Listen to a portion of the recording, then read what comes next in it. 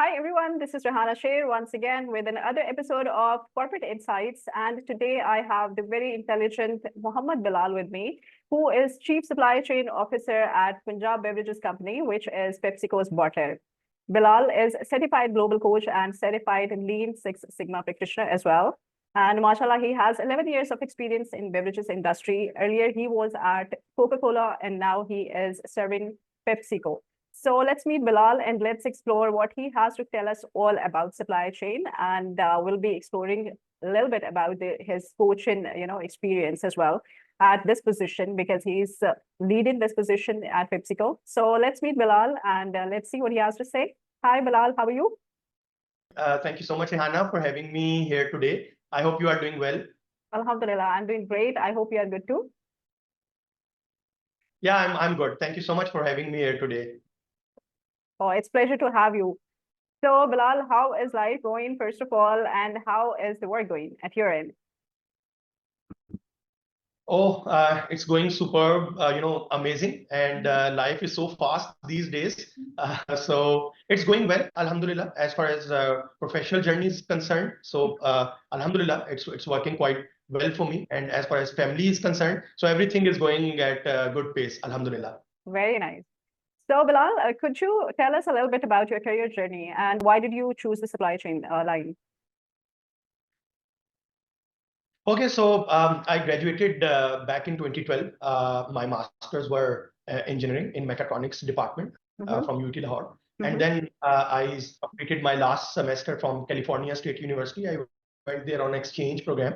So once I came back in Pakistan, I joined Coca-Cola management trainee office in their Lahore plant. So that's where my professional journey kicked off with Coca-Cola back in 2013. So it's been 11 years since then. Started my career from the management trainee program from Lahore plant, and then moving to different sites of Coca-Cola. I worked for Coca-Cola for like 6.5 years for three different locations for three different positions.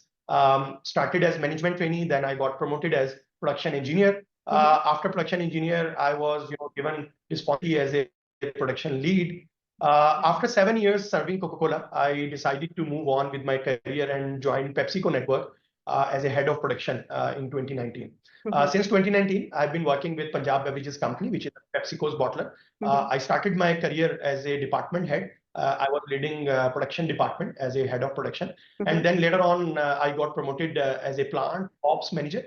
And in 2022, I was given a responsibility of complete supply chain. And since then, I've been working as a chief supply chain officer. So my current responsibilities includes the complete value chain, which comes under supply chain. So that's a brief introduction about myself. Excellent. MashaAllah, it's a great journey. Bilal, can you describe a pivotal moment or decision in your career that significantly influenced your approach to supply chain management and leadership? Honestly, when I started off my career, I did not have much idea about supply chain, and I could not relate it with real-time business acumen. But there was a point when there was a turning point in my professional journey as well, when I realized was back in 2019 when I joined PepsiCo's bottler as a head of production. Till that time, I was not literally aware of the complete business acumen and the importance of this function in the business value chain. But when I was, looking after a production department, then I started to know that as an individual, you cannot only see production or the manufacturing as a standalone process. It has to be, connected with the ins and outs on ins and outs of the other processes which comes under supply chain. So for instance, when I was making product in my department, so I realized the importance of having a good quality product. I realized the importance of having product availability at right time. I realized for having the optimization in the process and the spendings that we incur at different plants to optimize the operation. So that was the point when I realized to get to know only production is not enough. If you want to grow in your career, you need to understand a bigger perspective. You need to understand how the different departments work together and how a value chain looks like. So that was a beginning point when I realized to learn more about supply chain. I went out of my domain, that was production at that point. I went out of my domain to learn about the quality procedures, to learn about the warehousing procedures, the importance of logistics, the importance of demand forecasting, the importance of planning. So I learned all these, sub functions or the sub departmental activities, and it really helped me to get to this particular position where I am. So in broader perspective, if I define supply chain for the viewers as well, so supply chain is based on basically four pillars. So we say source, plan, make, and deliver. So these like are the four pillars of supply chain, and I'm really happy to work on all these things and to contribute in my humble capacity towards the organization and towards my team, and most importantly towards my own personal development. Excellent. Sounds great. And how do you balance the need for innovation and sustainability within the supply chain? And what initiatives are you most proud of in these areas? That's a very good question, I would say, Rehana. And it's very important to talk about these two elements here in supply chain. So innovation and sustainability we are talking about. So honestly, if I give you my opinion, for me, these two things are essentials in supply chain. So these are not like the choices anymore. So if any organization, have to survive in the market, so they need to go after innovation and they need to go after sustainability. So it's part and parcel, in today's supply chain portfolio. And in terms of, few steps that we have taken as an innovation and sustainability. So in innovation, I can talk about data analytics approach that we implemented in our organization. So by collecting the right data and then stratifying the data and making the decision based on the right data set, it is very important. And we've been doing it from last few years, and it is really working for us. The second innovation step that we took at our plant, that was the real-time monitoring of the processes. So there are a lot of apps which we have created in-house, and right now I can see what is running at my lines, which SKUs are produced at the moment, how much energy I'm consuming at this particular time, how much water is being consumed. So all these things are just click away. So that's another step that we took as an innovation. And the third one is the implementation of the lean manufacturing practices. So that really helped us to optimize the processes by implementing the lean manufacturing tools in my organization. On sustainability side, we have taken a lot of initiatives. Let me talk about a few of them. One is the water reduction. So in global agenda, water is on the top at the moment when it comes to saving the resources, natural resources. So in water, we have saved more than 250 million liters of water in last 2.5 years when we started this journey. So that's a real big achievement for the organization. And then we worked on plastics reduction. And over the last 2.5 years, we have reduced 500 tons of plastics by just degrammage, by implementing the degrammage in our SKUs. So if you see a plastic bottle that comes in 1 liter pack or 1.5 liter pack, it used to be filled with earlier it used to be filled with higher grammage of resin per bottle, but now we have significantly reduced the plastic per bottle, and by doing so we were able to save 500 tons of plastic resins over the last couple of years. And then the other work in sustainability was the reduction in carbon footprint by being more energy efficient by using alternative energy sources. We were able to contribute in reduction of carbon footprints as well. So these are like few initiatives that we took over the years, but the journey is not stopped here. It is just the start, and we'll keep on focusing on these parameters going forward as well. Wow, I think that's a great achievement, I would say. Great. So how has PepsiCo's supply chain navigated recent global disruptions? Like if you talk about pandemic and geopolitical tensions, for example, currently, the situation that is taking place at Gaza, because of that, there is, a lot of thing happening here. And what lessons have been learned from these, challenges? Oh, okay. So a lot of challenges and a lot of disasters you have just mentioned in your question. Yeah. How do we see these challenges? I would must say that there is always a blessing in disguise. So how do I see the COVID and pandemic situation that was there for a couple of years? In my opinion, it was a blessing in disguise for supply chain. Let me tell you how. In my opinion, in supply chain, the journey that would have been completed in normal fashion, a journey would have been completed in a decade or so, but we were able to cover that journey in just a couple of years. And why so? For example, let me give you a few examples. Number one is by creating the diversification of our suppliers network. So in normal fashion, we would rely, for one material, we would rely on one partner, and for other material, we would source it from another source. But these challenges and COVID really, helped us to realize the importance of having a diversification in your supplier network. So that was one of the things that came into place. We were, forced and we were bound to go and find the alternative in terms of sourcing. So that was one. The second thing was the local sourcing.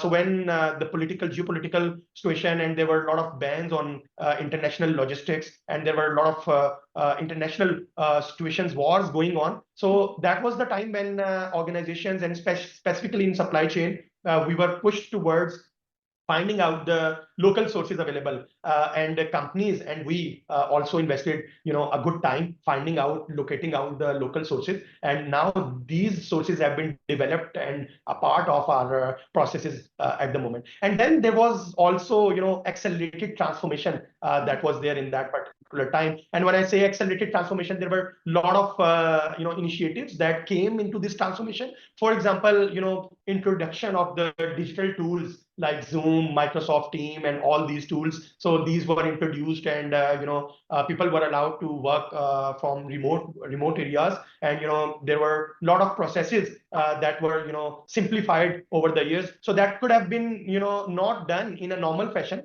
but these challenges really pushed the organizations to work on this accelerated transformation journey. So I see that as a blessing as well. And then there was an importance of collaborative partnerships. As an organization, we understood how important it is to support each other. So it's not like you can win by on your own. You have to be collaborative. You need to come and sit at one place, discuss about the challenges, discuss about the issues, and you need to find out the solution being on a common grounds. So that was something we realized and we took as a learning out of this pandemic situation. And lastly, I would also mention the importance of employee safety and well-being. So that was the time when organizations really understood that how important their human resources are, how vital is the role of the human resources in the organizations, and what pivoted role they play in overall success of any organization. So there were a lot of well-being programs that were launched, and at that time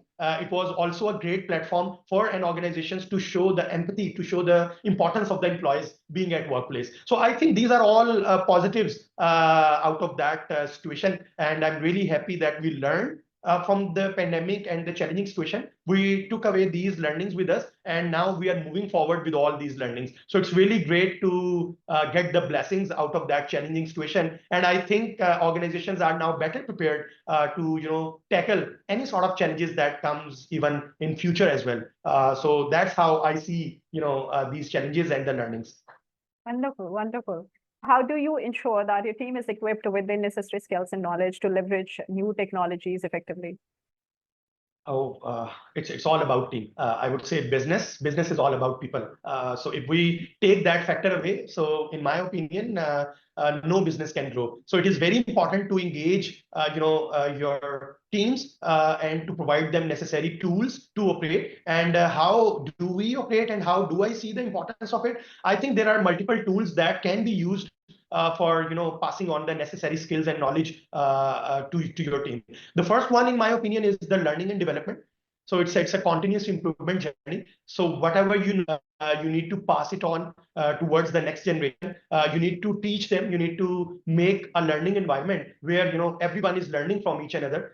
So we have been doing that in my team as well, and it really helped me to get them engaged. It really helped me to broaden their perspective about the businesses, and it really helped me to bring the full potential out of different employees working in different teams. And then there is another thing. We have a lot of industrial expos going on in Pakistan and as well as out of Pakistan as well. So we participate in those expo to get to know what's going around in what are the latest advancements in technology around the globe. We go and participate in that conferences. There's a very famous annual conference which happens in Dubai, which is Gulf Food Manufacturing, and then there is another technological event which is Drink Tech that happens in Germany, and then there are a lot of expos that happens in Pakistan as well. So we just engage our teams into those industrial expos so that they can get overall industrial exposure, so they can get more platforms to interact with experts, to listen to them and to learn from them. And then you need to engage your team with cross-departmental activities as well. If you would engage them in cross-departmental activities, they would be a better professional, not only in their domain, but they would learn about other departments as well. That would really help them in a longer term to build a strong team together. So altogether, if I summarize all these initiatives, it's all about engagement. So if you have a good engagement with your employees, a good learning environment, then of course you can pass it on the necessary skills and the knowledge, and you can provide them a learning platform where they can grow themselves and where they can contribute towards your department, towards your organization in a better fashion. Right, excellent. And as a leader, how do you make sure that your team members are improving and growing, and what part are they taking in creating innovations for themselves? Okay, so we actually gauge, their performance in different KPIs, which is key performance indicators. And one of the KPIs for the managers and for us as well is to take care of the team, is to be responsible for their learning and development. And in that particular KPI, what we do is we ensure the continuous improvement, the tools of the continuous improvement. For instance, operational excellence, which is based on Lean and Six Sigma. We have implemented operational excellence program at our plant that help our team to learn about the tools. For instance, let me name you some tools here, which is OPL, which is 1 point lesson.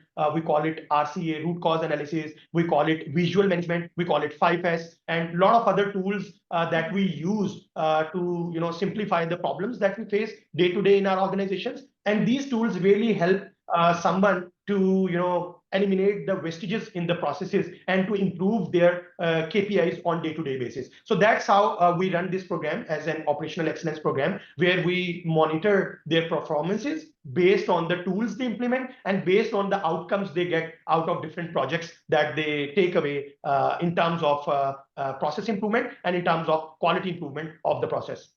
Right. And usually, what kind of strategies do you adopt yourself to, retain the top talent within the supply chain? That's a big challenge sometimes, because, you never know when does the employee gets, offended, or sometimes they do get better opportunities as well. Yes, right. I can't agree you more. And if I talk about on this particular, agenda, I would say if you have created a winning culture amongst your team, that's the key.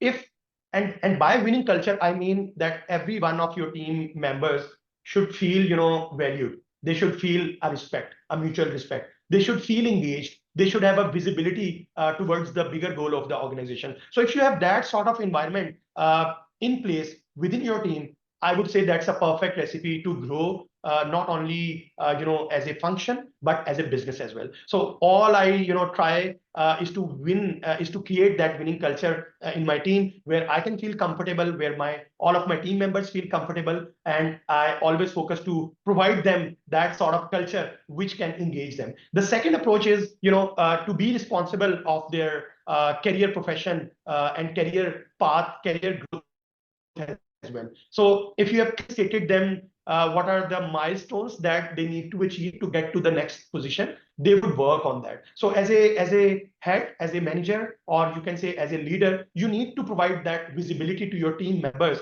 I always try to give them that visibility. I always try to share with them the milestones they need to achieve to get to the next position, and that's the reason they get engaged in your team and in your function as well. And in my era, we have done a lot of internal promotions as well. You would see operators working as a supervisors now. You would see supervisors working as a line manager now. I have a lot of examples of line engineer who were promoted as a department managers, and then I have few examples of department managers taking a further managerial role and leading the function as well. And one of the classic examples is of mine. So I was started my journey as a management trainee, as I mentioned earlier, and within 10 years of my professional journey, I was able to get to this chief supply chain officer position. So that really, helped me to understand that if you want to grow, you need to provide the environment where everybody within your team is growing. And that's the perfect recipe. If they are not growing, you cannot grow. So you need to take that responsibility and accountability, and you need to create that winning culture where each of your team members is growing. And of course, if they would be growing, they would ensure that you grow in your career as well. So that's what I've learned over last decade, and it has worked for me, and it has worked for my team as well. This is actually a very important factor when you value your people and you actually elevate them. Promoting them is a kind of booster for them. They feel like much appreciated, and the motivation level is going to go to the next level, I would say. So it's a good strategy. Yeah.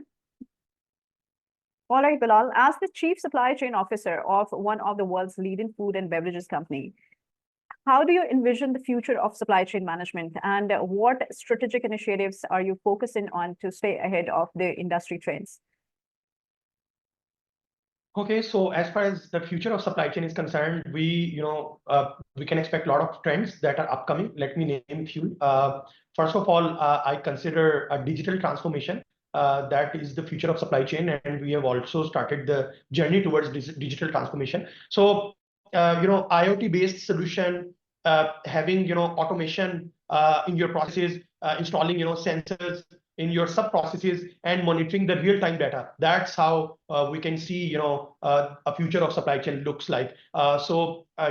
Logistics. If we talk about the warehousing and logistics matter, the live monitoring of all the logistics and the vehicles, the complete networking in terms of manufacturing sites as well, and in terms of distribution and logistics sites as well. So there is a lot of initiatives that have been taken in current time, and the future is very bright when it comes to the digital transformation side. Another thing is the AI and machine learning. We see there are a lot of AI tools that have been initiated in different supply chain, portfolios across different, across different industries. Some of the AI tools that I remember is Algo, Elite. These are like tools, and the one which is APO in SAP. So these are the tools which are being utilized for the demand forecasting, for demand planning, and for the route optimization, AI and machine learning. And the other thing is the sustainability and circular economy. That is the plan. So one here with the sustainable sourcing, with the sustainable practices, and then work on circular economy. And I would like to mention here a great project, a great agenda driven by PepsiCo's in Pakistan, and of course in a global network as well, which is Pep Positive. So Pep Positive is the sustainability agenda which have been kicked off by PepsiCo across globe. It includes all the sustainable practices, sourcing either, and about the diversity and inclusion as well. So these are few I would say domains that are very important, and of course are going to be the more important pillars of the supply chain in future as well. Sounds good. And how do you see the role of a chief supply chain officer evolving in the future, and what skills will be the most crucial for success? So as you stated about the role of chief supply chain officer evolving in the upcoming time as well, I would say it's a very pivoted role in any organization, because you have a lot of responsibilities on your shoulder when it comes to spending the resources of any organization. So you have to be responsible. You need to see what practices you are adopting, how efficient your processes are. If I talk about the key essentials or key characteristics about this particular role. So in my opinion, leadership skills comes at top, So someone at this particular role has to have a good, leadership skills, and then a relationship manager needs to know how to work in different teams, how to work in different processes, how to take everybody along with you for a business success, not only to be your work. And then, in my opinion, the continuous improvement is going to be a key factor. If you are not improving, if you are not creating the ease in the, if you are not value adding into the processes, so I think you will be, you will be lag behind from the similar roles, or you can say you will be far behind from the different managerial role. So I think these are few characteristics that one needs to practice in this particular role to get ahead of their peers, to get ahead of competitors, and of course to improve oneself internal development as well. Right. Right. Okay, Bilal, another important question that, every single corporate employee is concerned about, which is work-life balance. Like, how do you manage that? So very controversial topic, I would say. So normally, a new beginners who comes, industry, so they find this work-life balance as 9 to 5 job. But let me tell you one thing, that it's not about maintaining the 8 hours work. It is more about finding the right balance. So if you have found out the right balance in your work and in your life, that's the perfect recipe to go along with. So in my case, I do not take anything for granted. So passion is one of my core values. So whatever I do, I just put myself into it. I put all my energy and my attention towards that objective. So that really keep me engaged in that particular domain. And the same thing is for family side as well. So whatever you do, you need to be very passionate. You need to take this and you need to enjoy the work. And that's the perfect recipe. And other than that, I do regular workout. So that's the key of maintaining the discipline in my profession as well.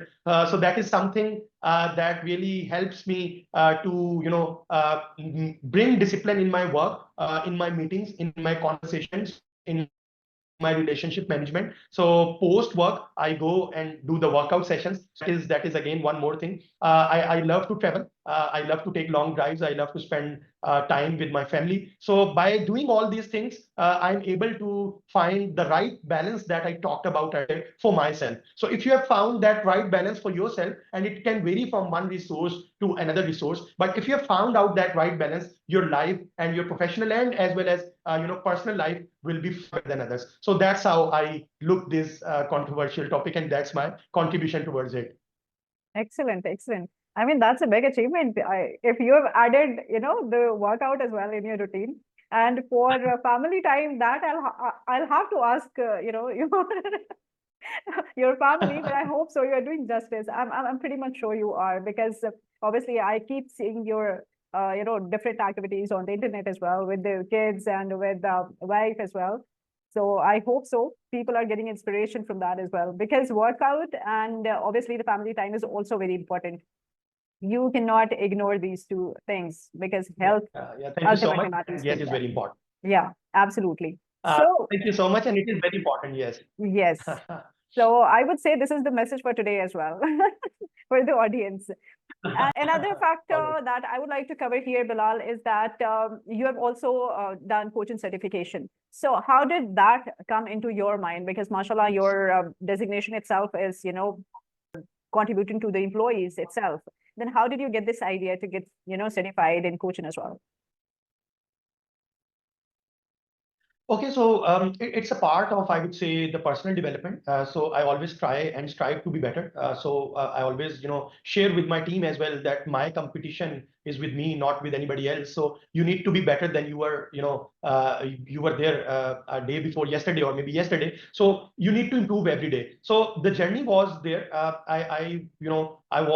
I was involved in searching of different programs that could really help me in my personal development. And honestly speaking, I'm proud of my choice that I went to the coaching certification that really helped me in my personal development as well. I feel myself more responsible, more calm. My conversations are more meaningful now. I know the different tools and the framework for laying out any specific agenda, for carrying out any tough discussions that is a part and parcel of the environment and corporate culture. So it really helped me to gain that sort of personal developments in my life, and I'm really proud to be certified and of course from one of the master coaches in Pakistan, Mr. Kesser. So it was a wonderful experience, and I'm still learning from him, and I'm still learning from his team, and I'm still learning and adopting all the learnings in my professional journey, and it is really helping me to get most out of it. Excellent, excellent. So would you tell me a little bit about, though you have mentioned it, that your coaching conversations have started with the team, but would you tell me a little bit more about it? Like, how has that, changed your approach towards, engaging with the team members, your leadership style? How has that changed it? Okay, so as I said earlier, in terms of this particular leadership skills, in my opinion, are comes under one of the top characteristics for any professional at this particular role. And this coaching certification really helped me to further improve my leadership skill. So now I know the coaching leader in my conversation, and when I say coaching leadership style, so I'm not more a kind of person who give the instructions to my team and who just give them just use authoritative language or authoritative power. So I'm kind of a person who would come and who would call up a meeting and would engage my team members into it whenever there is a specific or pressing agenda. I would take their opinion, I would listen to them, I would engage in deep conversation. I will ask them powerful questions that will trigger their the thought process. So that's how my leadership style has been improved by practicing and by implementing the learnings that I got from the coaching certification. And other than that, as I stated earlier, so people would walk to talk with me. People would want to talk with me. They feel safe when it comes to having, some sort of difficult conversation as well. They would come to me and ask me how they can, handle and cope up any particular or the particular challenge they are going through, and they would not expect me to give the solution right away, because that is not the approach that we use in coaching leadership style. So what we do is we just listen to them. We provide them the environment where they speak their heart out, and where they can elaborate their problems, and then we ask them few questions that are that helps them to unleash their potential, helps them to start their thinking process, and then right away. And I really look forward to implement all the learnings going forward as well. Excellent, brilliant. And how has the adoption of coaching practices impacted the overall culture and performance of your team and the organization as a whole? Honestly speaking, if I see after the leadership style when it was changed, so I was able to see the potential of my team members, that potential was improved, and by saying so, I could see that they are more participative in meetings. They are more engaged in bringing out the ideas. They are spending more time in crafting different ideas, in sharing different thoughts that are coming in their mind. And I could see that I was able to better delegate my tasks. Instead of doing all the work by myself, I was better able to delegate my tasks. I was better able to define the roles and the characteristics of each and every person in the business processes as well. And most importantly, the mutual accountability that I started implementing in my conversation and in my relation. That mutual accountability really helped me to gain the trust. That really helped me to gain that rapport where people feel comfortable and people feel happy to work with me. So all these actually came from a perfect framework which we learned from coaching certification. The mutual accountability, the deep listening, the powerful questions, and to getting to the maximum potential. So all these tools, when implemented in the right way, in the right fashion, not only help me but help my team and my organization as well, to be a better team, to bring more energy into the sections, and to bring more passion when it comes to taking different initiatives for the company and taking different projects for the company. Excellent. Brilliant. And how do you see the role of coaching evolving in the future of leadership? I would say coaching market is one of the growing markets, not only in Pakistan but globally. So it's an estimation that there is going to be a double-digit annual growth in this particular field. And why so? Because it is being driven by the needs of personalized, development agenda. Individuals and companies are really looking forward to have that sort of tailored development program where one can learn through it and can better contribute towards the organization. So there is a really rising trend of the need of personalized development, personalized coaching, and corporate coaching, executive coaching. So these are like the future for any organizations, and organizations are really paying more and more attention in this particular field. So I would say that for oneself, to get to know more about oneself, for the self-realization and for the self-assessment, coaching is the right tool to go along, even on companies platform, or maybe on an individual level, to unleash your potential and to improve your productivity. So that is somewhat I have implemented in my life as well, and I'm really looking into the fact that everyone who is going to implement all these learnings and practices, he is going to be far ahead of the competitors and of the similar roles as well. Excellent. Excellent. Okay, so Bilal, would you like to share some of the takeaways that you would endorse yourself, like through this coaching certification? All right. So I would say there are a lot of takeaways, but I would mention three of them here. So one is the framework that you get to know when you go through this coaching certification program. So you get the gist of the framework, that how to take your conversations in a meaningful way. So it should not be a random discussion. It should not be a random conversation. So if you know the framework, you can put agendas into specific domains. You can build on it, and then you can better establish the accountability and the follow-up. And the second takeaway is the skill of deep listening. I was able to get maximum out of that skill, and it's a wonderful thing when you know the power of deep listening. You get more respect, you get more trust, you get more rapport. So that takeaway that I took from this program. And the last thing is the importance of the powerful questions. So it's not about giving the solutions right away to your team members or to your family members. It's more sort of knowing what to ask, when to ask, and how to ask. So I really learned the importance and how to frame a questions and when to ask what. So that is somewhat really helped me to implement in my personal life and in my professional life as well. Okay, absolutely, absolutely. And what legacy do you hope to leave in supply chain management? Okay, so I would say two things. One is the value addition by implementing, the innovations in your work, and the second thing is the journey of continuous improvement. Oh, wonderful. And if you could give one piece of advice to the aspiring people who want to opt for this supply chain field, what would that be? Okay, that's a really tough question, I would say. Okay, so let me put it in this. I'll share that learning from my own professional personal journey. I think that would be more appropriate way to end this conversation.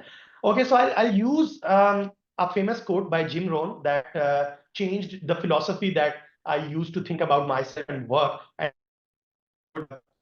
give that advice to all the viewers and listeners as well. And it's learn to work harder on yourself than your job.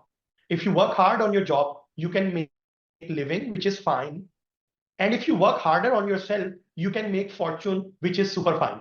So I have lived by these lines during the last decade in my professional journey, and it is really helping me to be able to be a better person and to be a better professional who could contribute towards the organization and who could contribute towards the family as well. So that's how I see it, and that's my advice to the young professionals as well. Brilliant.